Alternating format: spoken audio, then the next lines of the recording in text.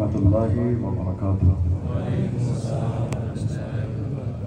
अल्हम्दुलिल्लाहि रब्बिल आलमीन वस्सलातु वस्सलामु अला सय्यिदिल अंबिया'i वल मुरसलीन व अला आलिहि व अस्हाबिहि अजमईन, अम्मा बाद, फ़अऊज़ु बिल्लाहि मिनश शैतानिर रजीम। बिस्मिल्लाहिर रहमानिर रहीम। क़ाल अल्लाहु तबारक व तआला फ़िल क़ुरआनिल अज़ीम, रब्बि हब्ली मिनस सालिहीन। सदक़ल्लाहुल अज़ीम। आइए हम और आप निहायत अक़ीदत और एहतराम के साथ अपने और सारी कायनात के आका व मौला अल्लाह के महबूब हज़रत मोहम्मद मुस्तफ़ा सल्लल्लाहु अलैहि वसल्लम की बारगाह में दुरूद का नजराना पेश करें और पढ़ें बावाज़े बुलंद, अल्लाहुम्मा सल्लि अला सय्यिदिना व मौलाना मुहम्मद मअदनिल जूद वल करम व आलिहि व बारिक व सल्लिम सलातन व सलामन अलैका या रसूल अल्लाह, सलातन व सलामन अलैका या हबीब अल्लाह सल्लल्लाहु तआला अलैहि वसल्लम। अल्लाह का लाख लाख शुक्र और परवरदिगार आलम का एहसान अजीम कि उसने हमें और आपको आज का ये मुबारक ईद उल अज़हा का दिन अता फरमाया। अल्लाह की बारगाह में दुआ है परवरदिगार आलम हम सब की नमाज़ें ईद उल अज़हा को अपनी बारगाह में कबूल फरमाए और हम जो कुर्बानियाँ करने वाले हैं अल्लाह हमारी कुर्बानी को अपनी बारगाह में कबूल फरमाए। जब ये ईद उल अज़हा का मुबारक दिन आता है तो हमें और आप सबको हज़रत इब्राहीम खलीलुल्लाह अलैहिस्सलाम की याद ताज़ा हो जाती है। हज़रत इस्माईल ज़बीहुल्लाह की याद ताज़ा हो जाती है।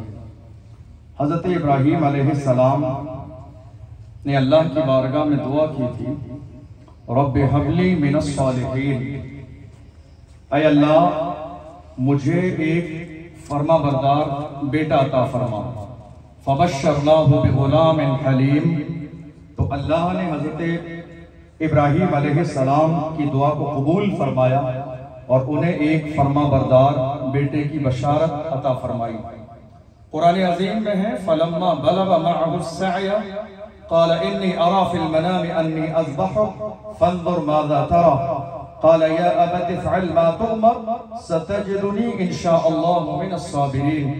तो जब हज़रत इस्माईल अलैहिस्सलाम समझदार हुए, वालिद गिरामी के साथ कोशिश करने के काबिल हुए, चलने के काबिल हुए, साथ में समझदार हुए, हज़रत इब्राहीम खलीलुल्लाह ने अपना ख्वाब अपने बेटे के सामने बयान फरमाया और कहा, ए मेरे बेटे, मैंने ख्वाब देखा है कि मैं तुझे अल्लाह की रज़ा के लिए अल्लाह की बारगाह में ज़िबा कर रहा हूँ, तो ए मेरे बेटे ये बता कि तेरी राय क्या है, तेरी मर्जी क्या है। हज़रत इब्राहीम खलीलुल्लाह ने जब कहा तो हज़रत इस्माईल अलैहिस्सलाम ने कहा, ए मेरे वालिद गिरामी, मेरी राय की क्या अहमियत है, जब अल्लाह का हुक्म आ गया है तो आप अल्लाह के हुक्म पर अमल फरमाइए। क़ाल सतजिदुनी इंशाअल्लाहु मिनस साबिरीन, ए मेरे वालिद, जो अल्लाह का हुक्म आया है आप उसके मुताबिक अमल कीजिए, इंशाअल्लाह आप मुझे सब्र करने वाला पाएंगे। हज़रत इब्राहीम खलीलुल्लाह अपने बेटे को लेकर अल्लाह की रज़ा के लिए, कुर्बानी के लिए चले। रास्ते में शैतान आ गया और चूंकि आप जानते हैं कि जब जब कोई अच्छा काम होता है तो बीच में शैतान जरूर आता है। शैतान आया, सबसे पहले वो माँ के पास गया, चूंकि औलाद के लिए माँ और माँ के लिए औलाद कितनी अहमियत रखती है। कहा, मालूम है तुम्हारे शौहर इब्राहीम तुम्हारे बेटे को जो इतनी उम्र में मिला है कहाँ ले जा रहे हैं? ज़िबाह करने के लिए, चूंकि उन्होंने ख्वाब देखा है और उन्हें ये लगता है कि अल्लाह की मर्जी यही है। हज़रत हाजरा ने गोया के अपने अंदाज में कहा था, ये एक जान क्या है, अगर हो करोड़ों तेरे नाम पे सबको वारा करूं मैं। अगर अल्लाह की मर्जी ये है कि मेरे बेटे को अल्लाह की रजा के लिए ज़िबा कर दिया जाए तो ऐसे अल्लाह हजारों मुझे बेटे अता फरमाए, मैं अल्लाह की राह में जो है कुर्बान कर दूंगी। जब बात न बनी तो आए हज़रत इस्माईल अलैहिस्सलाम के पास वो शैतान आया और उसने कहा, मालूम है तुम्हारे वालिद कहाँ ले जाने वाले हैं? तुम्हारे वालिद ले जा रहे हैं तुम्हें ज़िबा करने के लिए। कहा बेवकूफ इंसान, क्या कोई वालिद भी अपनी औलाद को ज़िबा करता है? कहा नहीं, ये रब की मर्जी है। तो कहा रब की मर्जी है तो अब सोचना क्या है? जब रब की मर्जी है तो गौर करना क्या है? जब रब की मर्जी है तो इसमें तरद्दुद और शक कैसा?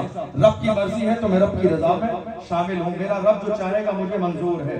जब बात यहाँ भी ना बनी तो इब्राहिम खलीलुल्लाह के पास जाकर शैतान ने कहा, शेख आपको इतनी उम्र में बेटा मिला है, आप उसे ज़िबा करने जा रहे हैं, भला ख्वाब की बुनियाद पर? फरमाया तो मरदूद व मलऊन है, कोई भी अच्छा काम जब किया जाता है तो तू रोकने के लिए रास्ते में जरूर आता है।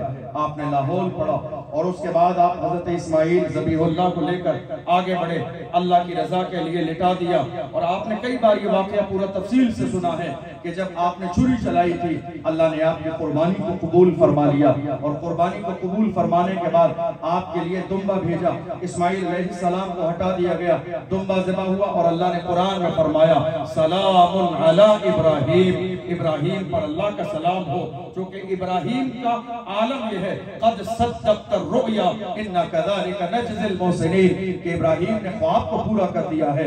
जो अल्लाह की रजा थी, जो अल्लाह की मर्जी थी, जो अल्लाह का हुक्म था, उसे पूरा कर दिया है।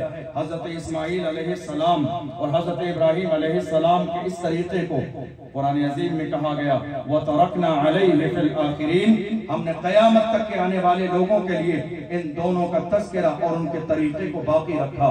क़यामत तक के आने वाले जितने लोग आएंगे उन सब के लिए कुर्बानी को लाजिम करार दिया कि वो आए और हजरत इब्राहीम अलैहिस्सलाम और इस्माइल अलैहिस्सलाम के इस तरीके पर कुर्बानी करते रहें। अल्हम्दुलिल्लाह हजरत इब्राहीम अलैहिस्सलाम और हजरत इस्माइल अलैहिस्सलाम के इस तरीके पर आज पूरी दुनिया में कुर्बानी की जा रही है। और कुर्बानी का आलम यह है कि जितनी बकरों की कुर्बानी की जाती है अल्लाह उससे अगली साल और ज्यादा इजाफा कर देता है, इसलिए कि अल्लाह ने हलाल चीज में बरकत रखी है। आज भी कुर्बानी हो रही है और इंशाअल्लाह सुबह क़यामत तक कुर्बानी होती है। हजरत इब्राहीम अलैहिस्सलाम की कुर्बानी अपने बेटे के लिए, आप जरा गौर फरमाइए, इस्लामी साल का पहला महीना मुहर्रम शरीफ कुर्बानी का महीना, आखिरी महीना ज़िलहिज्जा कुर्बानी का महीना। आपने कभी गौर किया कि आखिर ऐसा क्यों है? इब्तिदा भी कुर्बानी, इंतहा भी कुर्बानी, इब्तिदा और इंतहा कुर्बानी करके बीच में मोहम्मद अरबी के गुलामों को रखा गया। गोया के मशीयत इलाही ये ऐलान कर रही है, ऐ कलमा पढ़ने वालों, तुम्हारी इब्तिदा भी कुर्बानी है, तुम्हारी इंतहा भी कुर्बानी है। तैयार रहना, जिंदगी के किसी मौके पर तुम्हें कुर्बानी देना पड़ती है। और जो मोहम्मद अरबी के गुलाम हैं वो कुर्बानी देने से कभी पीछे नहीं हटते हैं, बल्कि हुजूर के गुलाम दुश्मनाने इस्लाम की आंखों में आंखें डाल के कहते हैं जिंदा रहना है तो फिर मौत से डरना कैसा, जंग लाजिम हो तो लश्कर नहीं देखे जाते। जिंदा रहना है तो फिर मौत से डरना कैसा, जंग लाजिम हो तो लश्कर नहीं देखे जाते। इब्राहीम खलीलुल्लाह की जिंदगी आपने हमेशा सुनी। मैं उनकी जिंदगी के एक अहम गोशे पर आपकी तवज्जो दिलाना मकसूद है मुझे। इब्राहीम खलीलुल्लाह जब इस दुनिया में नहीं आए थे, वो दौर नमरूद की हुकूमत का दौर था। नमरूद वो जालिम और जाबिर हुक्मरान कि जिसने खुदाई का दावा किया, जो भूल गया कि पैदा करने वाला कोई और है, जो भूल गया पालनहार कोई और है, जो भूल गया सांसें देने वाला कोई और है, जो भूल गया इज्जत देने वाला कोई और है। उसके जहन में ये था जो चाहूंगा मैं करूंगा, मेरी मर्जी से होगा। एक दिन अचानक से उसने ख्वाब देखा। ख्वाब क्या देखा? उसने ख्वाब ये देखा कि एक सितारा तुलू हुआ है और उसकी रोशनी ऐसी है कि आफताब और महताब उसकी रोशनी के सामने मान पड़ गए हैं, रोशनी फीकी पड़ गई है। उसने सुबह काहिनों को बुलाया, नुजूमियों को बुलाया, ख्वाब की ताबीर करने वालों को बुलाया और उनसे कहा मैंने ये ख्वाब देखा है, मैंने ये ख्वाब देखा है कि एक ऐसा सितारा तुलू हुआ है कि जिसके सामने आफताब और महताब की रोशनी फीकी पड़ गई है, बताओ इसकी ताबीर क्या है? तो काहिनों ने ताबीर बताई, कहा अन करीब अनकरीब तेरे दौरे हुकूमत में एक ऐसा बच्चा पैदा होने वाला है जो तेरी हुकूमत के लिए तबाही का सबब बनेगा, जो तेरी हुकूमत के लिए बर्बादी का सबब बनेगा, जिसके दुनिया में आ जाने से, जिसके दुनिया में पहुंच जाने से तेरा ये दौरे हुकूमत खत्म हो जाएगा, तेरी ये मनमानी खत्म हो जाएगी, तेरी ये दादागिरी का दौर खत्म हो जाएगा। जब ये बात सुनी, जानते हो कुर्सी सबको प्यारी है, हुकूमत सबको प्यारी है, दौलत सबको प्यारी है, पावर सबको प्यारा है, जुल्म करना सब चाहते हैं, दुनिया का खुदा बनना सब चाहते हैं। परेशान हो गया, हैरतज़दा हो गया, आखिर कौन सा ऐसा बच्चा आने वाला है जो मेरे दौरे हुकूमत के लिए तबाही और बर्बादी का सबब बनेगा। मशवरा हुआ और मशवरे के बाद ऐलान कर दिया, अब जितने भी बच्चे पैदा हों उन सारे बच्चों को कत्ल कर दिया जाए, कोई बच्चा जिंदा न रहना दिया जाए, कोई बच्चा बाकी न छोड़ा जाए। और आज के बाद किसी मर्द को ये इजाजत नहीं है कि वो किसी औरत के पास चला जाए, किसी औरत से मिल ले, कोई नया हमल हो जाए, किसी नए बच्चे की तैयारी हो जाए। आज के बाद किसी मर्द के लिए ये गुंजाइश नहीं निकलेगी। आप देख नहीं रहे हैं, पाबंदी वहां भी लगाई गई। पाबंदी लगाने वाला कौन? एक जालिम, एक जाबिर, एक फासिक, दुनिया में खुदाई का दावा करने वाला। उसे ये मालूम ही नहीं था कि बादशाही सिर्फ अल्लाह की है, पावर सिर्फ अल्लाह का है, खातिर सिर्फ वही परवरदिगार है। अब दुनिया ने देखा जब उसने पाबंदी लगाई, आप जानते हैं ये पाबंदी जो आज के जमाने में हम तो हमारा 12 जैसी फिल्मों के जरिए मुसलमानों और इस्लाम को बदनाम करने की कोशिश की जा रही है, ये कोई नई पाबंदी नहीं है। ऐसे बहुत सारे जालिम हुक्मरान आए हैं जिन्होंने पाबंदी लगाने की कोशिश की है, बच्चे कत्ल किए जाते रहे, मर्दों के लिए पाबंदी लगा दी गई। अब कोई भी औरत के पास जाने की इजाजत न निकलेगी। मगर अल्लाह की शान देखो, अल्लाह की रहमत ऐलान फरमा रही थी, जालिम तेरी क्या औकात है कि तू बच्चे को आने से रोक दे। मुद्दई लाख बुरा चाहे तो क्या होता है, वही होता है जो मंजूर है खुदा होता है।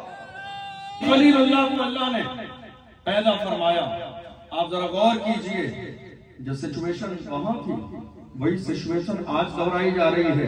पर आज तो बड़ी हैरत की बात है कि कुछ लोगों को अब तक तो हमारी दाढ़ी से डर लगता था, अब हमारे बच्चों से भी डरने लगे हैं, इसलिए फिल्में बनाई जा रही है। नहीं साहब, नहीं साहब, हमें हमदर्दी बहुत ज्यादा है। मैं कहता हूँ आपको हम दो हमारा 12 जैसी फिल्में बनाने की तौफीक तो मिली, क्यों? आपका मामला ये नहीं है कि आप जो है हमदर्दी कर रहे हैं मुल्क से। हम जानते हैं आपकी नीयत को भी, हम जानते हैं आपके अंदाज को भी। आपने ये पहली हरकत नहीं की है, इससे पहले भी हरकत की गई। केरला स्टोरी बनाई गई, मकसद क्या था? मुल्क के कोने कोने में इस्लाम और मुसलमानों के खिलाफ नफरत का माहौल पैदा करना। कश्मीर फाइल बनाई गई, मकसद क्या था? मुल्क के कोने कोने में इस्लाम और मुसलमानों के खिलाफ नफरत का माहौल पैदा करना।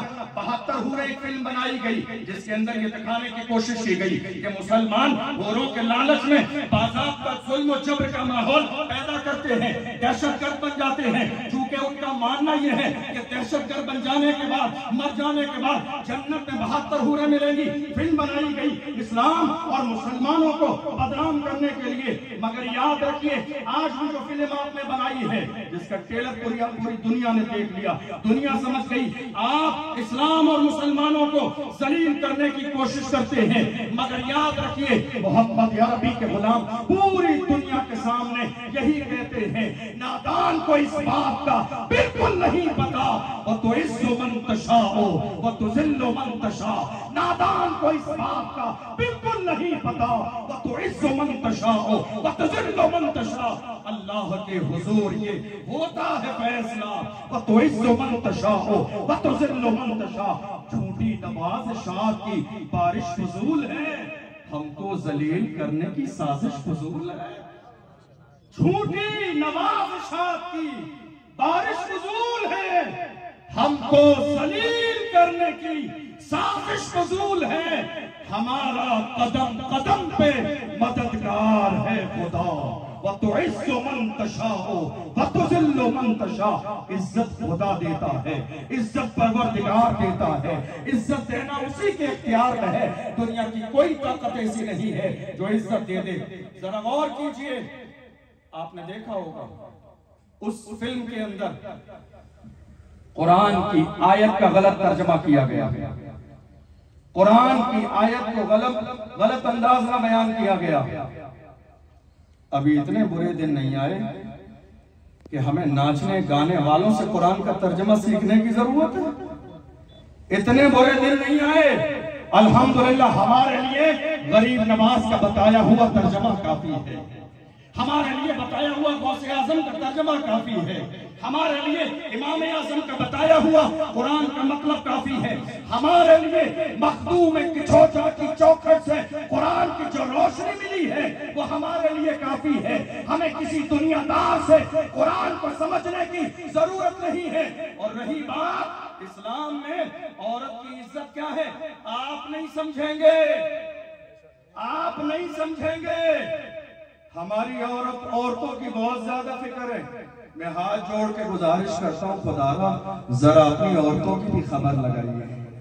हमारी औरतों की फिक्र है।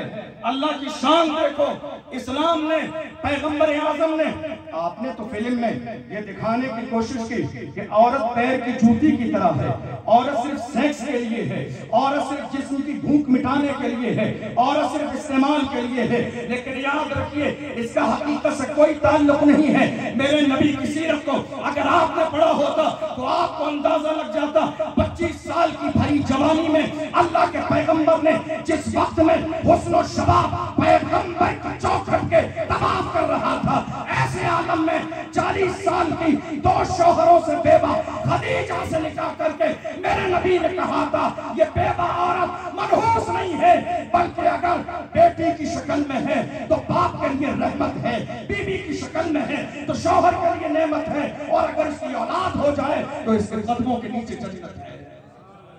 अगर के नीचे जन्नत है। ये किसने बताया? इस्लाम ने। ये किसने बताया? कुरान ने। ये किसने बताया? दीन ने। ये किसने बताया? हमारे नबी ने। गौर कीजिए, इस्लाम उस बुलंदी का नाम है, इस्लाम उस बुलंदी का नाम है, बिल्कुल आसमानों की बुलंदियों की तरफ। अगर कोई इंसान आसमान की तरफ मुंह करके थूक दे तो वो थूक कहां जाएगा? आसमान पे नहीं जाएगा, आसमान की तरफ मुंह करके थूका हुआ वापस आएगा और थूकने वाले का चेहरा गंदा कर देगा। याद रखिए, मैं मोहम्मद अरबी के गुलामों से कहता हूँ, ये कोई नई बात नहीं है। ये जो हरकतें आज की जा रही हैं ये कोई नई हरकतें नहीं है। इस्लाम के दुश्मन 1450 साल से यही हरकतें करते हुए नजर आए हैं, मगर हर जमाने में हुजूर के गुलामों ने ये ऐलान किया है, नूरे खुदा है कुफ्र की हरकत पे खंदजन, भूखों से ये चिराग बुझाया न जाए, भूखों से ये चिराग बुझाया न जाएगा। गौर कीजिए, जिन्होंने ये फिल्म बनाई, मैं उनसे कहना चाहता हूं, क्या मुल्क में कोई और मुद्दा नहीं था? क्या कोई और जरूरी चीज नहीं थी मुल्क में? आपको होती हुई कई साल से मॉब लिंचिंग नजर नहीं आई, भ्रष्टाचार नजर नहीं आया, बेरोजगारी नजर नहीं आई, तबरेज अंसारी और पहलू खान आपको याद नहीं आए, आसिफा आपको याद नहीं आई, सिसकते हुए लोग आपको याद नहीं आए? मैं समझ गया आप मुद्दे की बात नहीं करेंगे, आप सिर्फ वही बात करेंगे जिससे इस्लाम बदनाम हो जाए, जिससे मुसलमान बदनाम हो जाए। मगर याद रखिएगा, अल्लाह ने इस्लाम को वो इज्जत दी है, दुनिया हजारों बार कोशिश करती रहे, ना इस्लाम का कभी कुछ हुआ है, न सुबह क़यामत तक हो सकता है। आज से पहले 1450 साल पहले जब इस्लाम 313 के पास था, बद्र के मैदान में अबू जहल व अबू लहब अपने लश्कर को लेकर आए थे, शराब के मटके लेकर आए थे, नाचने वाली औरतें लेकर आए थे, और उनके जहन में ये था थोड़ी देर में पैरों से इस्लाम को कुचल देंगे, मसल देंगे, इस्लाम का नाम बाकी न रहेगा। मगर अल्लाह की रहमत ने बता दिया है तुम मिटाने की प्लानिंग में हो, मगर अल्लाह इसे दुनिया के हर खत्ते में पहुंचाने का इरादा कर चुका है। मिट गए, मिटते हैं, मिट जाएंगे दुश्मन तेरे, न मिटा है न मिटेगा कभी चर्चा तेरा। आज आप जरा गौर से देख लीजिए, है कोई इलाका ऐसा जहां इस्लाम न हो, जहां दीन न हो, जहां कुरान न हो? आपने कुरान का गलत मतलब बयान किया, आपने क्या सोचा चल जाएगा? चलेगा नहीं। इसी मुल्क में, बर्रे सगीर में इब्तदाई जमाने में जब अंग्रेज आए थे, उस जमाने में इसी हिंदुस्तान में जो कुरान अजीम था मुसलमानों के पास, वो कलमी नुस्खे थे, हाथों से लिखे हुए। प्रेस का जमाना नहीं था, छपने का दौर नहीं था, कलम वाले नुस्खे थे। तो अंग्रेजों ने हिंदुस्तान में आ जाने के बाद ये प्लानिंग की कि मुल्क से जितने बर्रे सगीर में जितने हाथों से लिखे हुए कुरान हैं, इनको मिटाना आसान है, इसलिए इन्हें जमा कर लो और जमा करने के बाद इनमें तहरीफ कर दें, इनको बदल दें। मगर अल्लाह की शान देखो, क्या कुरान जमा किया जा रहा था इसलिए कि इसको बदल दें या मिटा दें। ऐसे आलम में एक आलिम दीन ने उस अंग्रेज के सामने 7 साल 7 ईयर के एक बच्चे को बुलाया और उन जालिमों के सामने खड़ा करके कहा, इतनी मेहनत से कुरान को मिटाने की कोशिश करने वालों, कलमा पढ़ने वालों के 7 साल के बच्चे को देख लो, अल्हम्द से लेके बन्नास तक पूरा कुरान अल्लाह ने इसके सीने में महफूज कर दिया। तुम मिटा नहीं सकते, तुम तब्दील नहीं कर सकते। आपने देखा होगा, एक तरफ कुरान का गलत तर्जमा, एक तरफ कुरान का गलत मतलब बयान किया गया, और दूसरी तरफ एक जालिम ने कुरान पर पैर रखा, कुरान को फाड़ा और उसने कहा कि अल्लाह ने तो हिफाजत का जिम्मा लिया। तो जब अल्लाह ने हिफाजत का जिम्मा लिया तो कहां है हिफाजत करने वाला? जरा गौर कीजिए, कुरान किस चीज का नाम है? कागज को फाड़ने के बाद हीरो बनने वाला शख्स कह रहा है, नहीं साहब हमने कुरान फाड़ दिया, हिफाजत करने वाला कहां है? कुरान के औरात फाड़े गए, हमारे दिल को तकलीफ हुई, मगर याद रखिएगा कुरान उस कागज का नाम नहीं बल्कि कुरान लिखे हुए हुरूफ का नाम है। कुरान जो लिखे हुए हुरूफ हैं, उन हुरूफ का नाम है। ये कागज सिर्फ दुनिया के कागज हैं, हमारी आसानी के लिए कुरान इन पर लिख दिया है, वरना अल्लाह की शान देखो, 1450 साल पहले मक्के मदीने में कुरान नाज़िल हुआ था। 1450 साल के जमाने में बड़ी बड़ी चीजें बदल गई, राजा बदल गए, महाराजा बदल गए, सिक्के बदल गए, करेंसियां बदल गई, निजाम बदल गया, दुनिया की चीजें बदल गई। अल्लाह की इज्जत की कसम, जैसा कुरान मक्के मदीने में नाज़िल हुआ था, आज भी भीलवाड़ा की सरजमीन पर वही कुरान मौजूद है।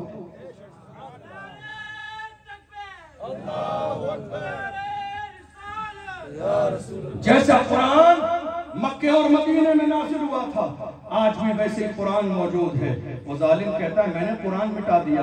कुरान कोई नहीं मिटा सकता, क्योंकि वाकई अल्लाह ने उसकी हिफाजत का जिम्मा लिया है।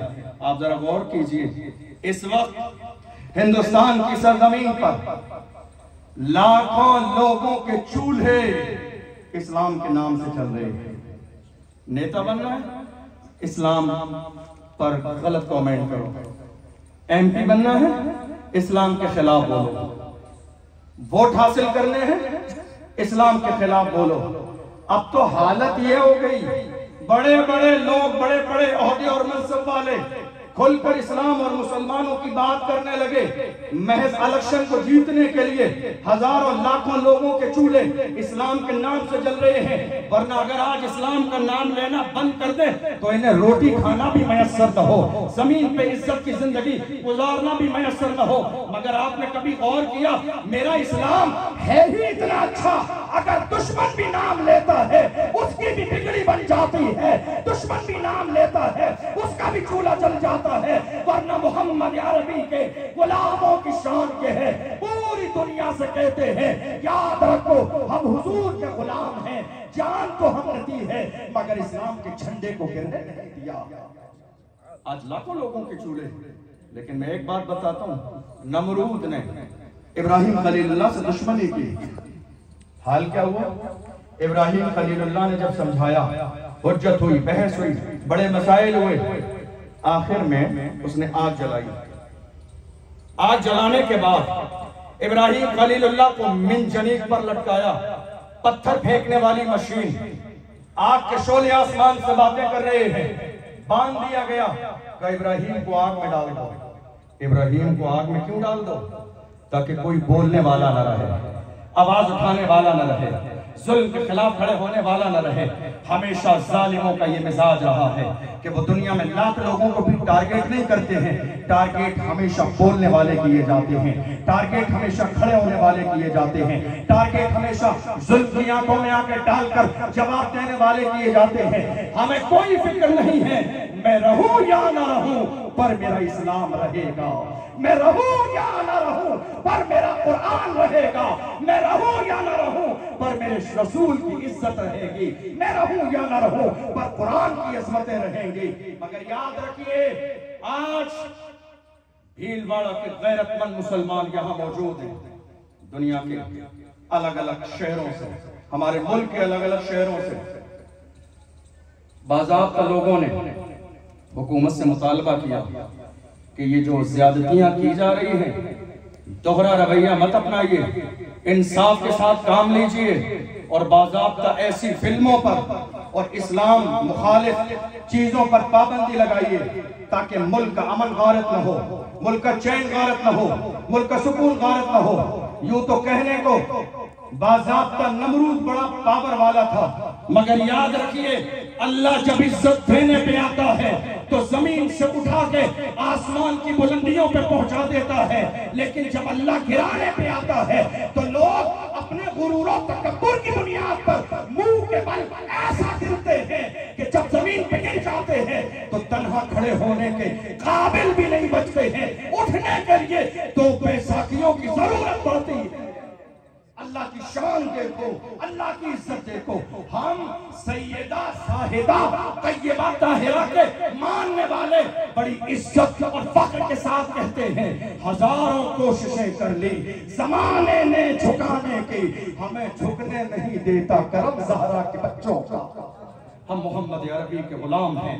आज ईद उल अज़हा के मौके पर आप आए हैं, आइए हम और आप मिलकर वो जालिम जो कुरान की शान में गुस्ताखियां कर रहे हैं, कुरान की अजमत पर एक ऐसा जोरदार नारा लगाइए कि उनके कानों तक हमारी आवाज पहुंचे, और जब आवाज पहुंच जाए तो उन्हें यह एहसास हो जाए जरूरत से ज्यादा बदतमीजी करने की इजाजत नहीं, वरना मोहम्मद अरबी के गुलाम जिंदा हैं। मोहम्मद अरबी के गुलाम खड़े हो गए और तुम्हारे लहजे में तुम्हें जवाब देना शुरू कर दिया तो मुश्किल हो जाएगी। मैं कहता हूँ भीलवाड़ा के गैरतमंद मुसलमानों जो कुरान की अजमत को पामाल कर रहे हैं, आओ मेरी आवाज से आवाज मिलाकर अंदर से बाहर तक पूरी आज जो है फिजा में अपने हाथों को लहरा के कहो है कौन कौल खुदा फरमान न बदला जाएगा, है कौल मोहम्मद कौल खुदा फरमान न बदला जाएगा, है कौल मोहम्मद कौल खुदा फरमान न बदला जाएगा, है कौल मोहम्मद कौल खुदा फरमान न बदला जाएगा, है जमाना लाख मगर कुरान न बदला जाएगा, बदलेगा जमाना लाख मगर कुरान न बदला जाएगा, बदलेगा जमाना लाख मगर कुरान न बदला जाएगा, बदलेगा जमाना लाख मगर कुरान न बदला जाएगा। अल्लाह की बारगाह में दुआ है परवरदिगार आलम, हमने जितनी मोहब्बत के साथ जितनी जाफिशानी के साथ इस मुल्क को सींचा है अपने खूने जिगर से, अल्लाह हमारे मुल्क की हिफाजत फरमाए, हमारे मुल्क को दुश्मनों की शरारत से बचाए, हमारे मुल्क में अमन व अमान कायम फरमाए, हमारे मुल्क की जो है एकता को, भाईचारे को, गंगा जमनी तहजीब को अल्लाह सलामत रखे। हम जब तक दुनिया में रहें अल्लाह हमें ईमान के साथ जिंदा रखे, और जब दुनिया से जाए अल्लाह हमें ईमान पर मौत नसीब